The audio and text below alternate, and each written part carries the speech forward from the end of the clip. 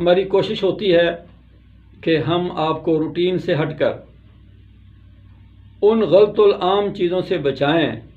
जो फ़ायदे की बजाय नुकसान का बायस बन रही हैं। हम देखा देखी, सुना सुनी उन चीज़ों को अपना तो लेते हैं,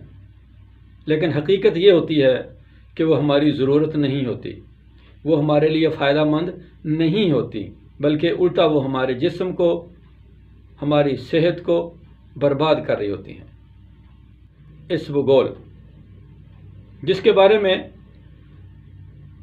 पंजाबी ज़ुबान च एक बड़ी मशहूर कहावत भी है कि इसबगोल ते कुछ ना फरोल। दोस्तों,